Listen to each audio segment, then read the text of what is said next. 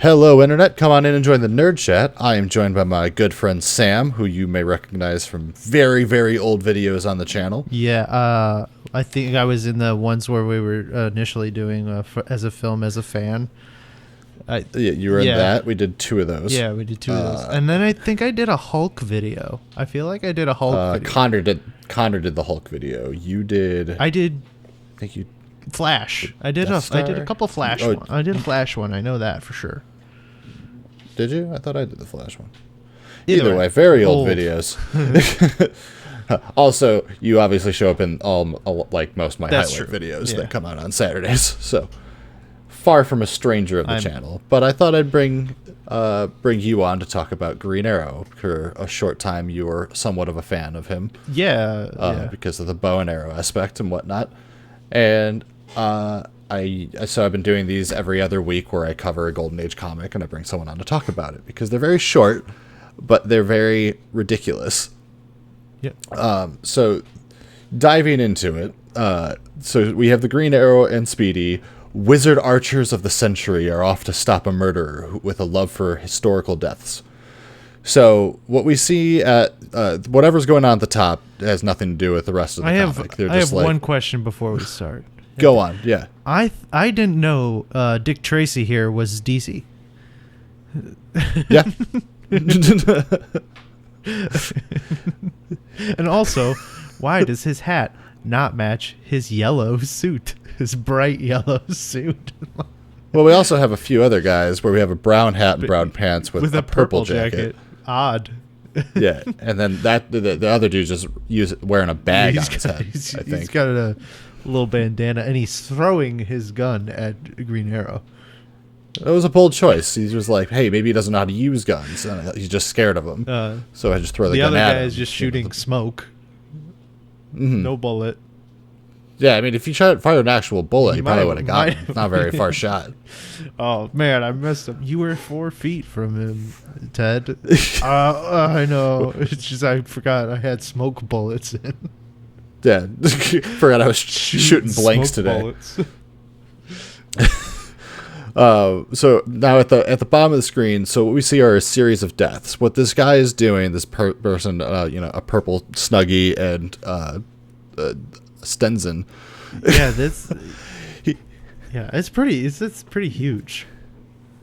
Yeah, there's a lot of hat going on there. So what he is doing is he is killing off people who have a name with a historical figure who died in a significant in like a particular way. So the first man we see is George Lincoln, who is shot in the back just like Abraham Lincoln, and then we have John Hale, who is being hung from his yacht in the same way that Nathan Hale was hung, and then this last man, Anthony Caesar, he's obviously being stabbed because Julius Caesar. So what this dude is doing is he just he's just stabbing like right just above right the eye, eyebrow, with the world's smallest knife. I got this from the kitchen. I use it to put cream cheese on my bagels. It might be a turkey baster. He's stabbing him in the eyebrow with the turkey baster. It's hard to be certain. But so now we go. So this is the first appearance of Green Arrow and Speedy, right? So they haven't really they didn't really figure them out. You'll notice that this the first iteration of just Green Arrow in general, or Green Arrow and Speedy? This is the first time that Green Arrow or Speedy have ever been seen. So you may notice that they haven't really quite figured out what to do with them yet. You can see that Green Arrow doesn't have his iconic goatee. Yeah, no. And this, so where they are right now is just their apartment. Green Arrow, billionaire that we know him as today. They make no claim to how much money he does or does not have. They just live in this very, very red-orange apartment with one dresser. With one dresser and a radio. And what looks like a briefcase. So I think that what they're doing here is they're apparently supposed to be packing for a vacation. Because this last case they were on just really, really had them. Also, they try to call Speedy the Cyclone Kid a lot, and it's not. Yeah, that didn't stick. Cyclone Kid? Cyclone Kid. So, and they're called wizard archers, and they say that a lot. Like, it's every other page they call them wizard archers. Really? So, as they're trying to... They really got pulled out of the dictionary of Excelsior. Like, right? So they're trying to pack for this trip, and then the radio goes off talking about the murders from the night before. So they decide to go through this blue room as they change into this underground tunnel that leads to a garage in this apartment building, I guess, to the aeroplane. And while it looks like if you did strap wings on it, it probably would fly like an aeroplane, it is not anything. It is not a plane. It's just a streamlined racer capable of amazing speed. Except that it's completely non-aerodynamic. Oh no, it's a very, I mean, it's a ugly like vehicle a in general. tube with a flat front. And like, it kind of looks like a hot dog. It does kind of look like a hot dog car. It's a hot dog with some fins on the back of it. So they go to the history club, which is where all these people who died were a member of. And so they just park outside. Green Arrow's like, Speedy, you wait in the car. And he just stands up in the seat, and it launches him, because the seat is a springboard that just launches him up to where he needs to go. And then he crashes through this window like he's about to save the day. There is no immediate threat. These are not the villains. These are just people who are discussing the deaths of their colleagues the night before. He just bashes through the window because, and I quote, "This is faster than using the stairs." So he just drops in on these people. And they're... How did the Green Arrow doesn't even know that these people were killed? Right? Well, he heard on the radio about the deaths. Okay, I didn't see that. So that's why he comes here. But he just bashes in. I mean, this is like 10 o'clock in the morning as far as I can tell. Donuts. And to these guys' credit, they're remarkably calm about the fact that Green Arrow just bashed through their window on like the 6th story of this building. And he's like, so this dude's like, oh, I suppose you're familiar with our organization. And he like lists off all their names. So we have Ezra Sampson, who's the treasurer. Then we have Frank D'Arcy, and then Amos Socrates. And then the last one is Leonard Achilles. So apparently Leonard, he tells Green Arrow this without even Green Arrow asking any questions, just tells him that he received a note in the mail this morning warning that he would die like his namesake, Achilles, who died from a wound in the heel. So what he does is he put on metal boots. And he's like, aha, no one's going to hurt my heel. So he like starts walking towards Green Arrow, and he walks on, you see this orange rug, and Green Arrow's like, well, I think that you should take those boots off. I think that's exactly what he wanted. And the rug electrocutes him. Wait. So, like, he gets electrocuted by, like, static electricity? No, it's not static electricity. The rug has, like, it was a trap meant to kill him. But somehow he didn't step on this rug until Green Arrow got here, which is not like anyone expected Green Arrow to show up. Yeah. Why didn't... Okay, and the thing, too, is, like, why didn't Green Arrow just go, I know that rug is a trap? I guess he didn't. So he just was like, I'm afraid that the boots might be like, he wanted you to do that. He had no idea the rug was going to be electrocuting him. Yeah, but he knew where all these people were on this exact floor in this exact window. I'll tell you, Green Arrow seems to have a lot of information that he shouldn't, and also he does not think anything through. So a gunshot comes through right after this. From an adjacent building. So he shoots an arrow and then tightrope walks over. Just really calmly. And Speedy, I'm guessing, has an ejector seat as well, or just hopped into GAs to get up here. But he hops up on. He hops on up, and then they just pincushion this dude next to a pigeon coop. What? Just up on the roof.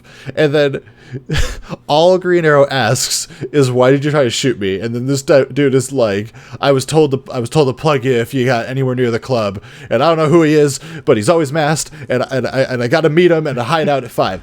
Green Arrow only asked why he tried to shoot me. He didn't ask for any of this information. The dude was like, I will throw this man under the bus if it gets me out of trouble. I trust you, Mr. Halloween costume Robin Hood man. Yeah. Like, I know I tried to shoot you a minute ago. I'm not exactly going to walk away from this. So they rush back to the apartment, which has changed to its color to green, or at least the bathroom doesn't have the red-orange appeal that the rest of the apartment did. Yeah, you got to paint it in colors.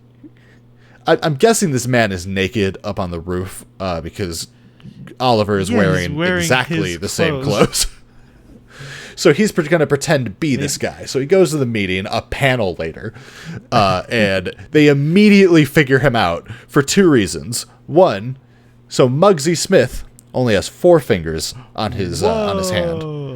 And the other thing, he doesn't typically wear a domino mask underneath his hat. Wait.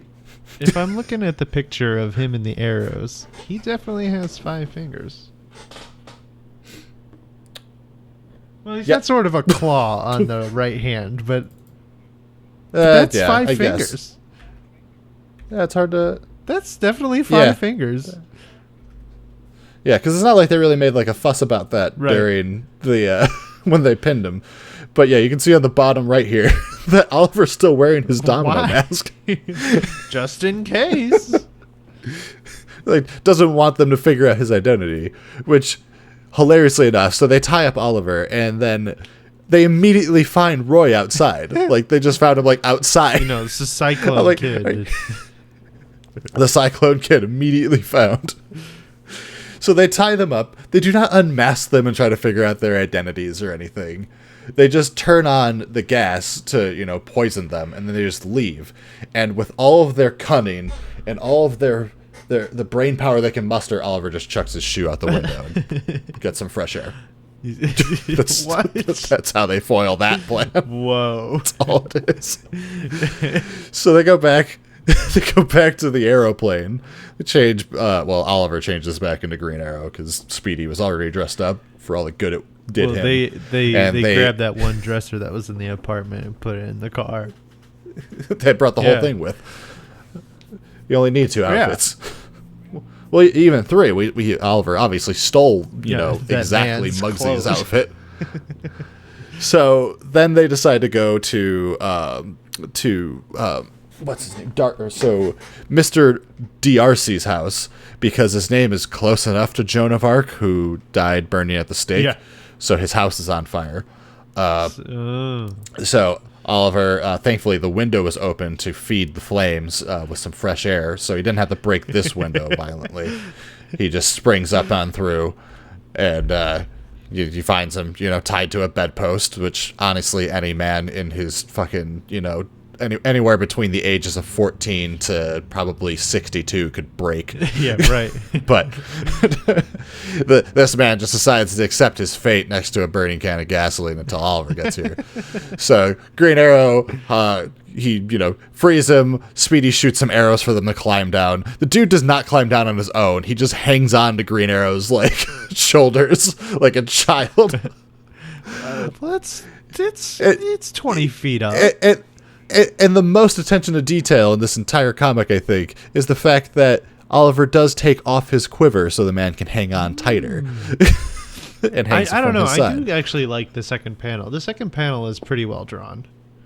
I like that one. That's a good panel. I don't think that many of them are well drawn. I just think that's the most attention to detail from from just like the nitpicking, I guess you can get to. So now he is like, well, thanks for saving my life, but we got to go get to... Or the dude's like, well, you probably should go check on the rest of everyone else because they think that Samson's next.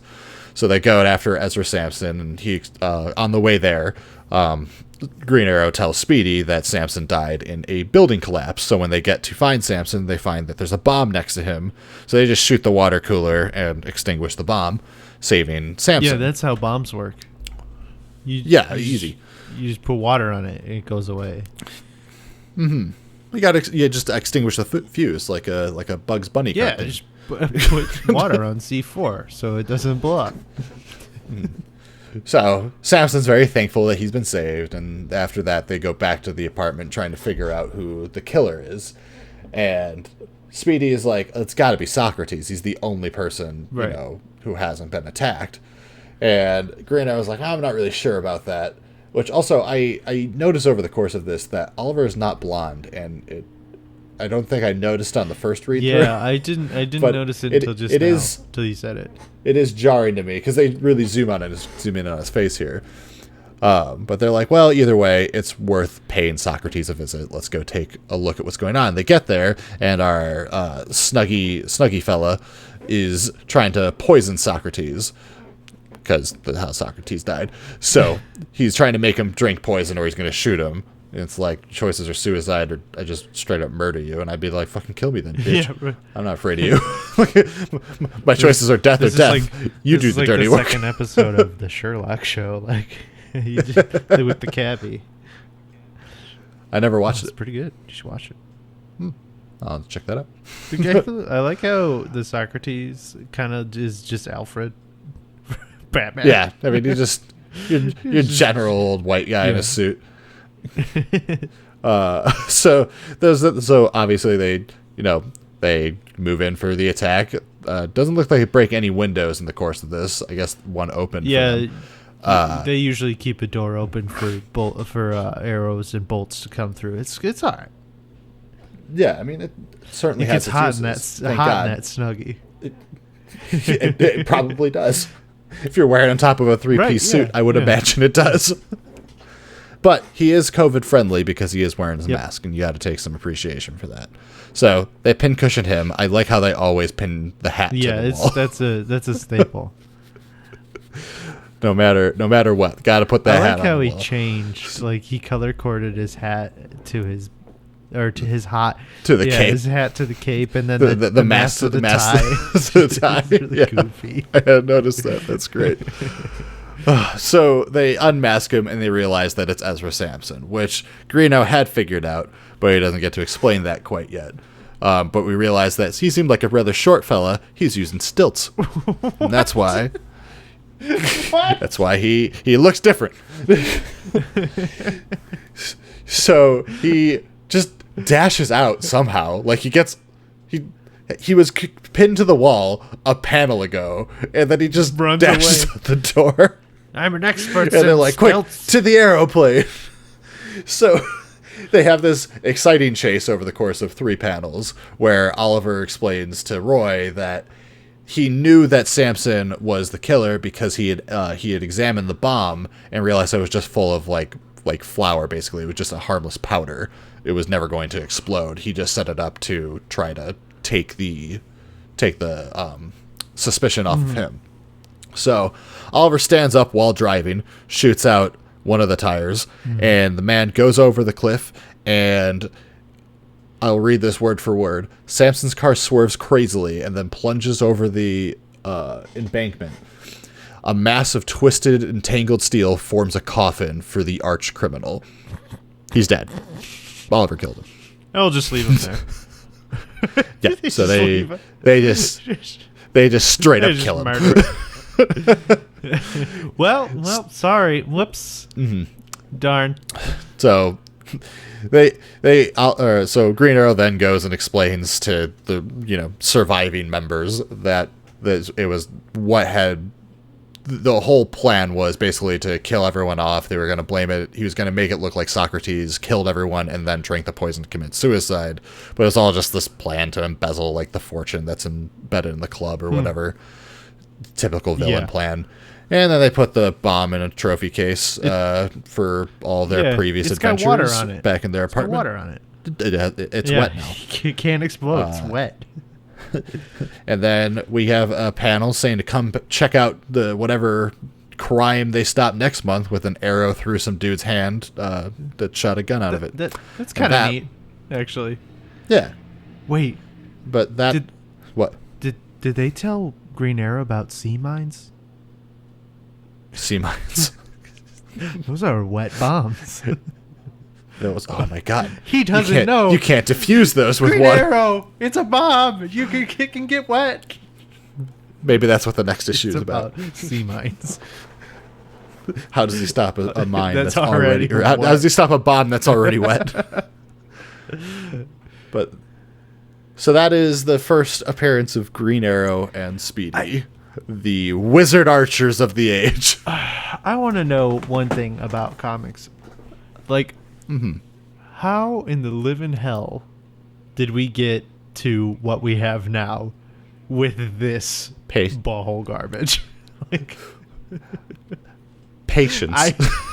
Like, this is the golden age?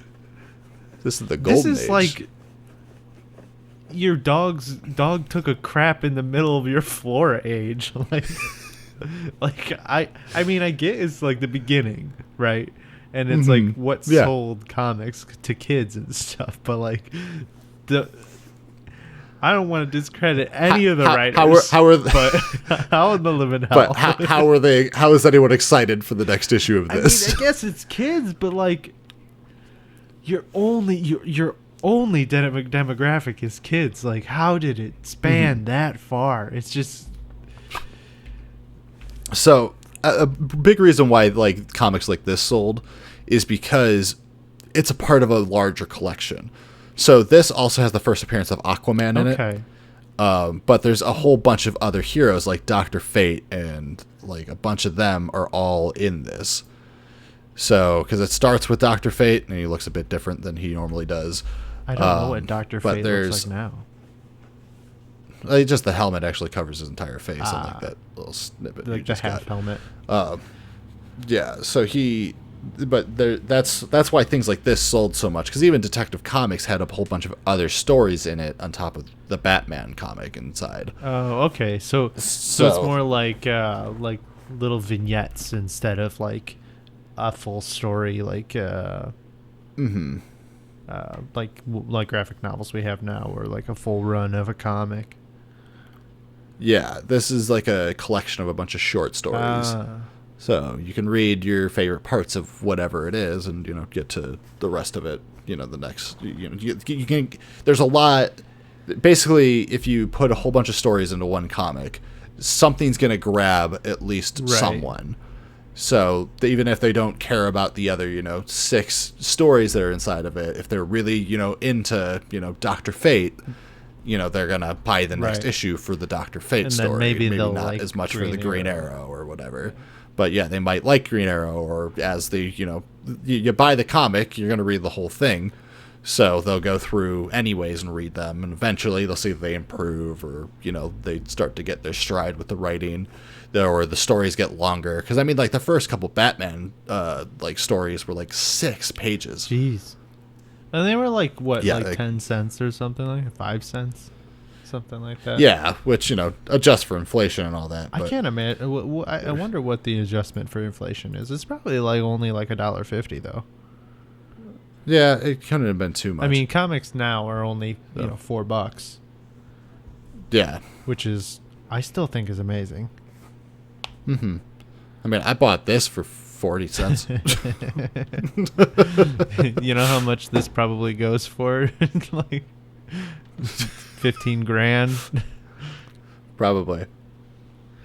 Maybe not anymore, well, that's but why, like in... See, those guys are stupid. They should just use Comixology. Right, yeah. Just stop buying the $15,000 one. They'll have to buy for $15,000. It was 40 cents on Comixology. I like how it's DC, a Superman publication. Well, they were very much a hard-on for Superman. Mean, that's... Yeah. I mean, should they change DC Comics now to a Batman publication? Because that's basically what DC is. I mean, that's what they did. They just made it Detective Comics. DC. But they didn't want to forget the Superman in there. Yeah. It's just Batman. All right, well, I think that we can wrap up. But thank you for joining me, Sam. Yes, I had fun. I hope you had a good laugh out of this. I had a good giggle about this this incredible story. Good. Yeah, that was a lot of fun. So, you sure don't want to plug your Twitch at all or anything? Yeah, I guess.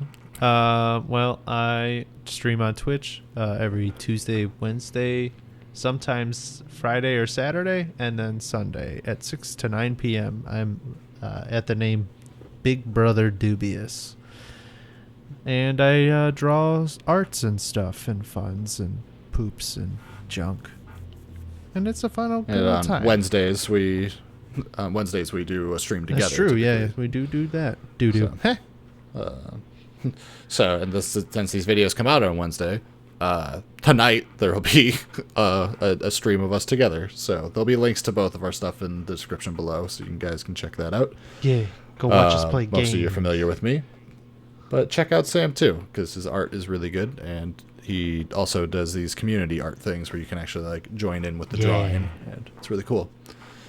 So, but yeah, thanks again, Sam, for joining me. The rest of you've all been on YouTube before. You know how to like, comment, subscribe, and all that jazz. Join the Discord.